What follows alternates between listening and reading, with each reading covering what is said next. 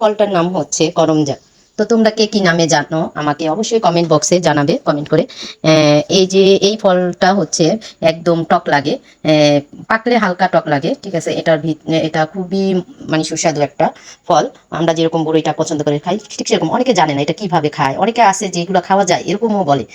তো আমি এটা দেখাবো আজকে কিভাবে খাওয়া যায়। এটা হচ্ছে এইভাবে মরিচ লবণ দিয়ে ছেঁচে খাওয়া যায়, আবার ডাল দিয়ে রান্না করে খাওয়া যায়। অনেকে শুনেছি যে তরকারি দিয়ে রান্না করে, টক রান্না করে, ঠিক আছে, এইভাবে খায়। কিন্তু আমি সবসময় এইভাবে খাই, একবার ডাল দিয়ে রান্না করে খেয়েছি, খুবই ভালো লেগেছে।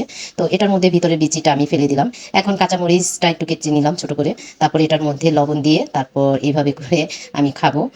প্রথমটা আমার ছেলেকে দেব, আমার ছেলে একটু লাজুক টাইপের, ও কম কথা বলে, ওর খাওয়া দেখেই বোঝা যাচ্ছে যে এটা কিরকম স্বাদ হয়। তো আমার মন চাইছে যে আবারও খাই, মন চাচ্ছে। খুবই ভালো। আর এটা হচ্ছে আমার স্টুডেন্ট, ও খাচ্ছে। ও একটু ঝালকে ভয় পায়। তো ও আমার মেয়ের খাওয়া দেখে মানে এত বড় সাইজের করমজাটা নিছে। এগুলো কিন্তু ছোট দেখা যাচ্ছে, কিন্তু আসলে এটা খুবই একটু বড় সাইজের করমজা, আমি কখনো দেখিনি এত বড় সাইজের করমজা হয়।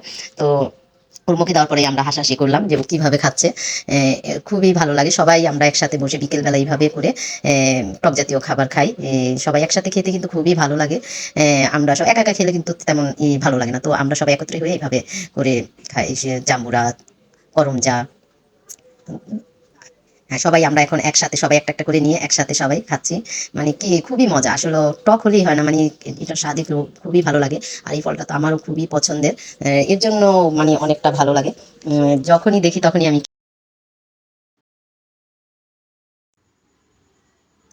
এখন আমি এটাকে কাঁচামরিচটা একটু থেতো করে নেব, লবণ দিয়ে ভালো মতো চটকে নেব। এখন এটার মধ্যে হচ্ছে আমি করমজার মধ্যে এটা দিয়ে সবাই একটা একটা করে একসাথে নিয়ে খাবো।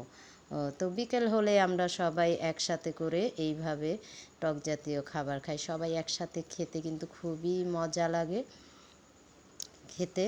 তো সবাই সবাই যে এই যে ও হচ্ছে আমার স্টুডেন্ট, ও ও হচ্ছে আমার মেয়ে, ওর খাওয়ার স্টাইল দেখে সবাই হাসাহাসি করতেছে। তো খুবই ভালো লেগেছে। সবাই ভালো থাকবা, সুস্থ থাকবা। আজকের মতো এই পর্যন্ত। আল্লাহ হাফেজ।